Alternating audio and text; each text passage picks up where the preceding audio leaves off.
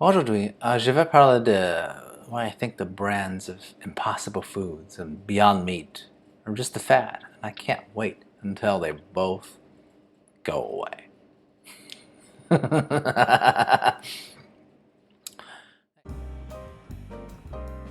Hey, Zempak here. Another day, another stupid fad to debunk.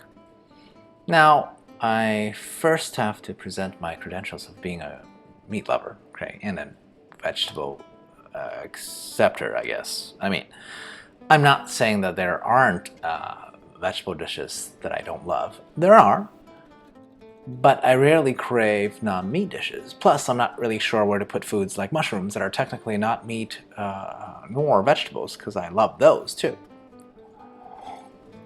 What I'm trying to say is that I do crave meats of all types and cuts. On this recent trend of the duopoly between Impossible and Beyond for the fake meat market is really getting on my nerves. I mean, all this beyond the side note that these products aren't even good value. Like, they're similarly priced to regular meat.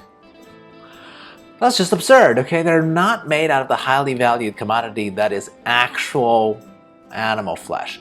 How can these products be sold in remotely the same range of cost to begin with? They're just vegetables, you know, the stuff that you can grow in your own backyard, right? Try to raise your own cow or pig in your backyard. Oh my God, I hate these products so much. How dare they? But okay, I'm gonna calm down a bit and give you some actual logical arguments against it. Comment, like, and sub, or whatever. The whatever part is presumably for those of you who are vegetarians, eh? Okay. Point number one. Plant-based meats, or this type of food in itself, is not a new idea whatsoever. I mean, I feel like I should know, being Chinese American, keyword here on the Chinese part. I've eaten mock versions of duck and chicken and pork for years. Seriously, I will link an article below. Okay, title should be all you need to know about what it's about, which says, China perfected fake meat centuries before the Impossible Burger. Yeah, wow, good lord. If you've been a vegetarian, then you know that you can already get some fantastic mock versions of meat, right? Like I mentioned, I'm a die-hard carnivore, and I can admit that the very occasional times when I've been to a restaurant that specifically caters to vegetarians, those mock meat dishes are very good, and they're imitating things like ribs and shrimp accurately, not the literal worst type of meat in ground meat. I mean, seriously, ground anything basically loses all the textural integrity of the original piece of flesh to begin with. I guess that's all that's left is really the smell of cattle? I don't know. Maybe I'm just not that American because I like my meat to be marinated in braised in sauces, whereas the natural flavor of the beef is just pretty low on my list of things to appreciate about, you know, beef. Point number two. The new batch of plant-based meats are simply incredibly processed. You realize that, right? You know what I think of when I think of processed foods? TV dinners, canned goods, hot dogs.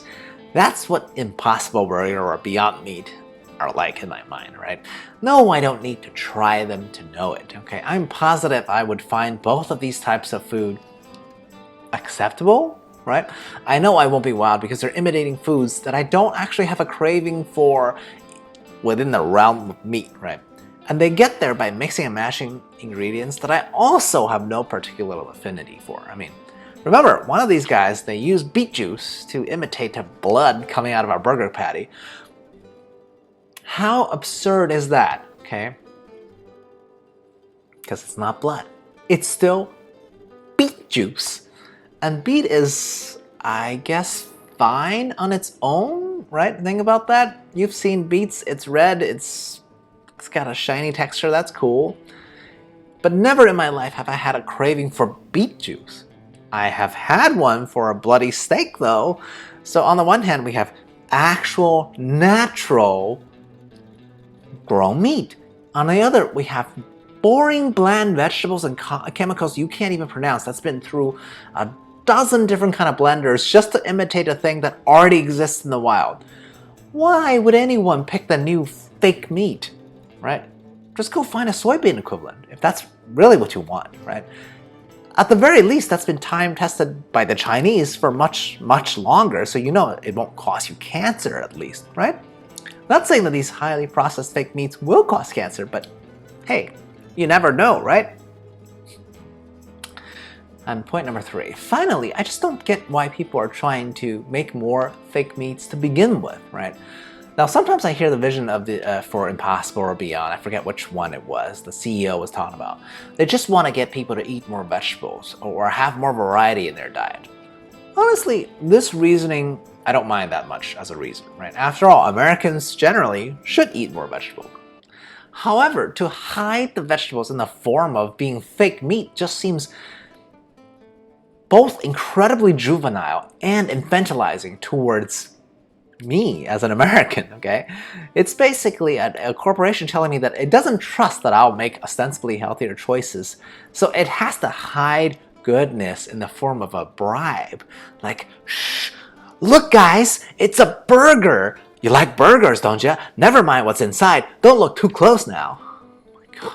Well, I'm not a child, and I already have a very varied diet.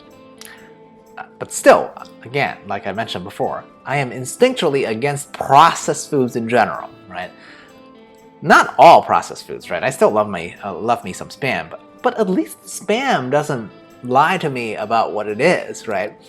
The fact that Beyond Impossible's product insists on putting itself near the meat section instead of the hippy-dippy health food section should tell you all you need to know about who they're trying to convert, right? Which is meat lovers. And definitely not people who care about health, right? Because these foods are not healthy, right? So please don't lie to me right from the get-go. It really makes me trust these companies even less. So, in conclusion, I'll admit again, I have not tried either Beyond or Impossible's actual products because I know I won't be wowed by them, right? Just because they started to imitate ground beef patties, that's super boring, okay? Now, as always, just because I have an opinion now doesn't mean that I don't subscribe to the fact that I could change my opinion later, right? If either of these guys starts doing a mock version of bacon, maybe we'll talk, right? I keep wanting to try either of these kind of fake American meats, but I never pull the trigger because the prices are just ridiculous because they are priced way above what vegetables should be priced, and vegetables are the cheapest items that you can buy. It should be anyway. It's just inconceivable to me, okay? Now, I get why they're not as cheap, because for some reason these fatty fake meat companies get treated like tech unicorns for inventing a product that's literally already existed on the other side of the world for a long time, right?